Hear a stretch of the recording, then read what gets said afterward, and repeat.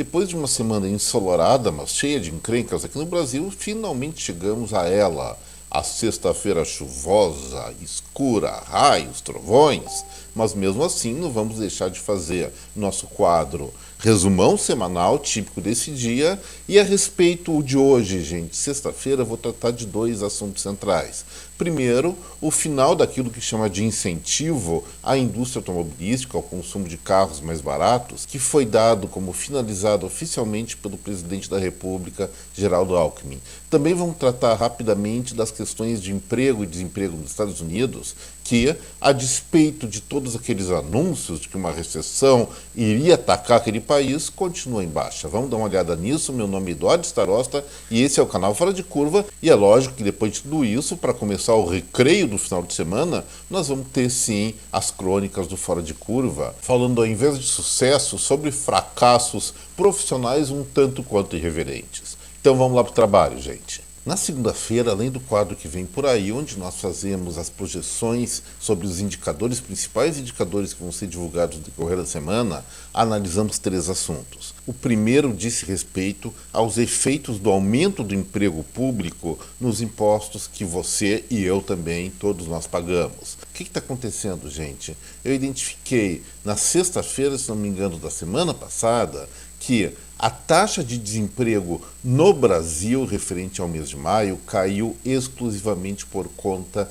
da aceleração da contratação de funcionários públicos, não só da União, mas também de estados e municípios. Depois, na segunda-feira, eu observei por notícias que existem pelo menos mais 40 mil vagas, postos públicos, em fase de seleção, e isso realmente vai inchar a folha, não só da União, como eu falei, mas também de estados e municípios. E o que o brasileiro comum tem a ver com isso? Em primeiro lugar, claro, pode se candidatar a uma vaguinha de funcionário público, mas essencialmente, gente, no campo da economia, isso dá uma ideia de que, aumentando o número de servidores públicos, como está aumentando desde o início desse ano, as necessidades de arrecadar aumentam e aumentam muito, porque tem que pagar esses novos servidores que estão entrando no setor público. E quem é que vai pagar isso? Nós, pagadores de impostos. E foi para esse ponto que eu chamei a atenção na segunda-feira, refletindo isso já no curto, médio prazo, evidentemente de pressões para aumento da carga fiscal.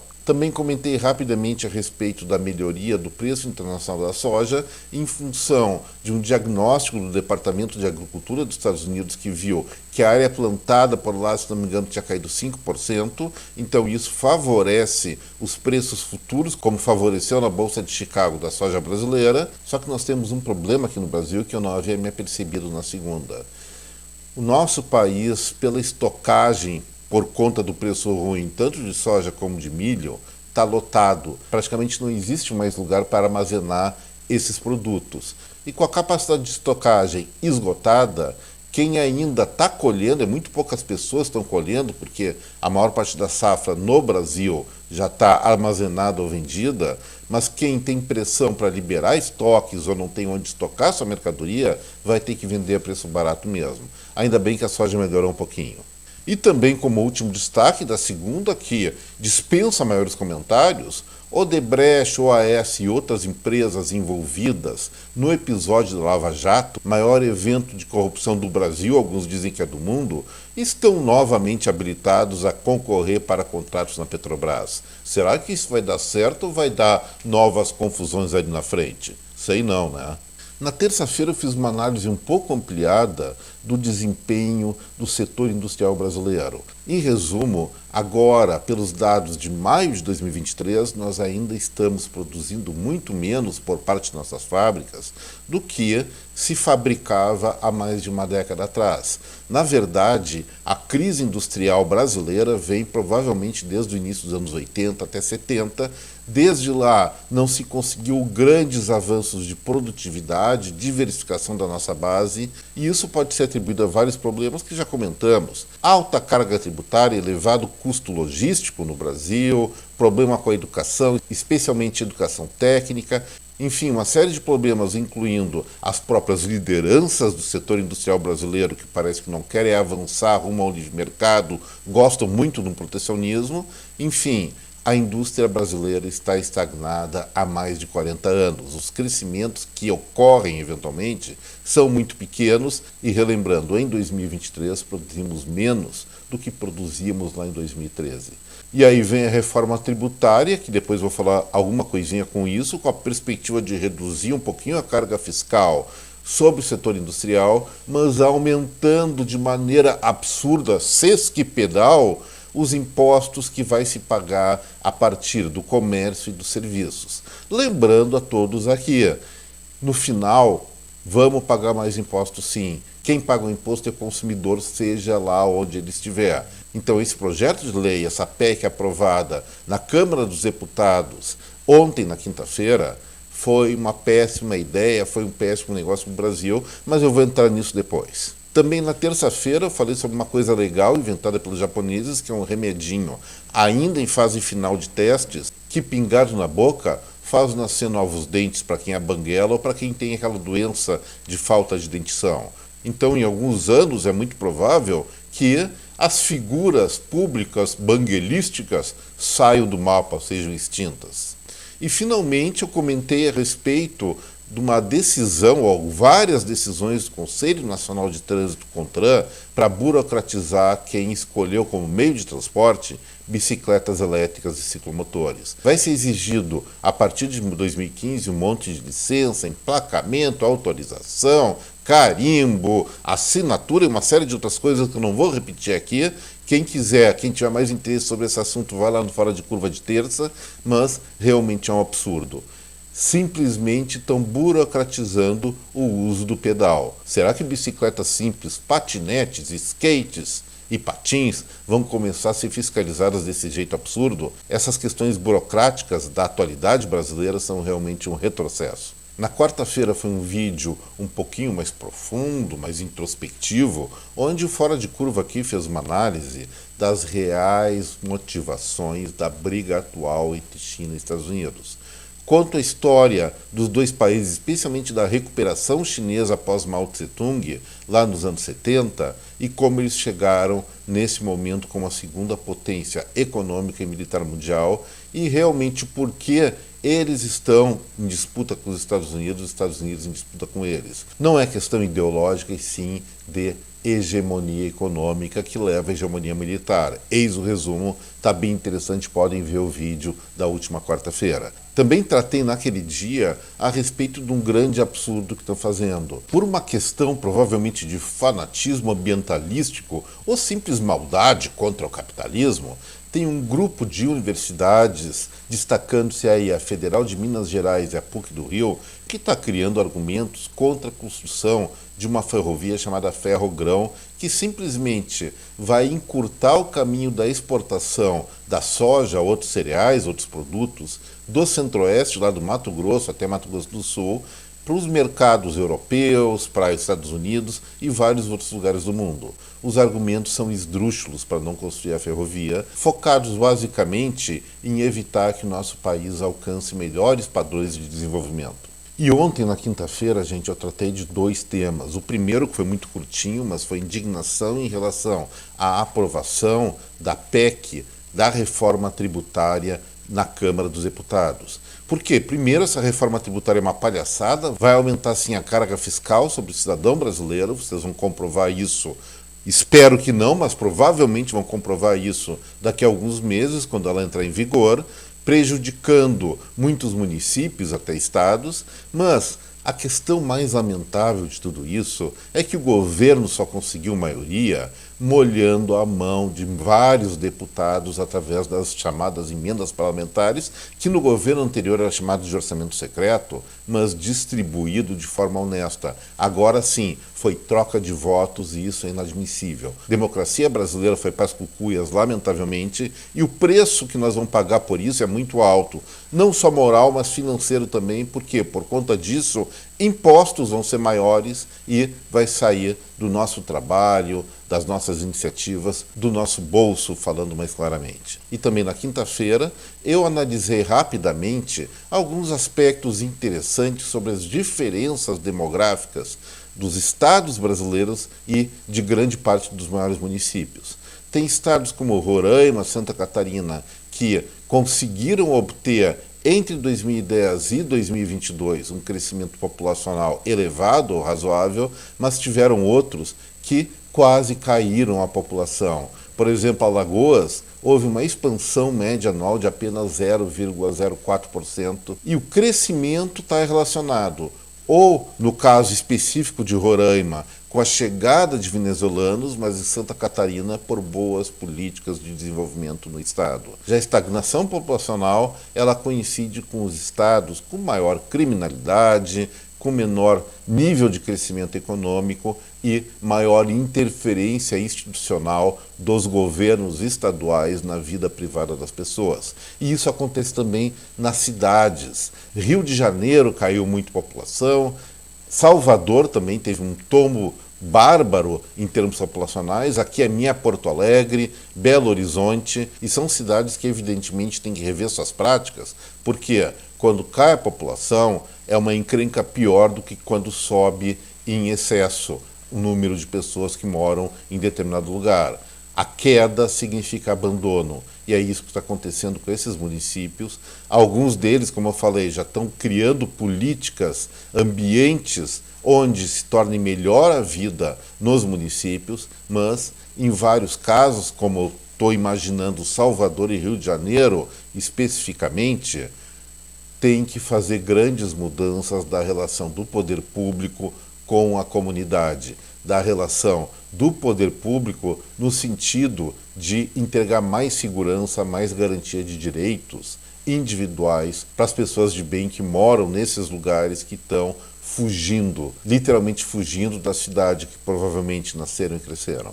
Bom, gente, a respeito de sexta-feira, o primeiro destaque que eu dou é que hoje, sexta-feira, eu vi o anúncio inicialmente a partir das palavras do vice-presidente Geraldo Alckmin, mas eu estou com uma notícia aqui na minha frente da Auto Esporte, que também a questão foi anunciada pelo presidente da ANFAVEA, Associação Nacional dos Fabricantes de Veículos Automotores, o Márcio Lima Leite, de que aquele programa federal de reduzir preços dos carros populares até R$120 mil, acabou. Zé Fininha, finito, the end, em todas as línguas que eu tenho alguma informaçãozinha. O que aconteceu? Destinaram uma verba orçamentária para isso, às custas da antecipação do aumento do IPI sobre diesel em 4 meses. Então, não é uma questão de benesse governamental, e sim uma mera troca de incidências fiscais, e simplesmente acabou. Segundo a Anfávia, as vendas foram em torno de 150 mil exemplares, ainda não consolidadas. Consolidadas foram 54 mil veículos. Outros 79 mil foram vendidos em junho, mas não estão ainda emplacados. Bom, gente, sobre isso, duas questões. Primeiro lugar, isso aí realmente foi um mês de vendas maior, mas não fez cosquinha na questão dos problemas que o setor automotivo do Brasil está enfrentando. Se bem que as montadoras poderiam sim reduzir um pouco ou muito sua margem de lucro acumulada nos últimos anos, nos últimos 5 anos, em torno de 40%, isso favoreceria o mercado. E a segunda questão, fazer um incentivo, eu questiono que seja realmente um incentivo, mas isso é outra conversa, vamos admitir que sim, fazer um incentivo durante tão pouco tempo não resolve problema algum. Eu imaginava até que haveria uma ação beneficente do governo federal que iria manter esse programa por mais tempo, adiando o seu final sempre como uma tentativa de ganhar visibilidade, ganhar apoio político, mas pelo jeito eles não viram essa mosquinha azul para se aproveitar. Mas mesmo assim, vamos imaginar o que aconteceu. Você está passando por uma rua, vê uma pessoa com problemas alimentares, uma pessoa passando fome, vamos falar bem claro. Essa pessoa esfomeada na rua e você dá um prato de arroz com feijão para esse sujeito ou sujeita.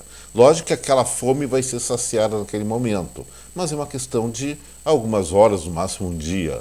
Logo depois a fome volta e onde é que está aquele prato de arroz com feijão? Não existe mais. Foi isso que o governo federal fez em última instância. Criou um afago, criou um alívio, mas depois apertou tudo de novo. Políticas públicas assim efetivamente não dão certo. Se é para reduzir impostos, e tem que reduzir impostos, se reduza permanentemente no mínimo. Assim como fizeram, só vai aumentar o sofrimento. Lembrando daquele sujeito com arroz com feijão, ele vai ter novamente as dores crescentes da fome. Assim como as indústrias automobilísticas aqui do Brasil, evidentemente repetindo, se não revisarem seus conceitos de produção e lucratividade, também vão começar a padecer nos próximos meses de questões de problemas de fluxo de caixa, estoques elevados e uma série de coisas. Acho que poderiam fazer bem melhor perder a oportunidade. E para finalizar essa parte mais circunspecta do Fora de Curva, tratando de economia, falando nisso, não esqueça do seu like, do compartilhamento desse vídeo. E para quem não é inscrito no Fora de Curva, por favor, fique à vontade para ser um Fora de Curvense ou Fora de Curvístico.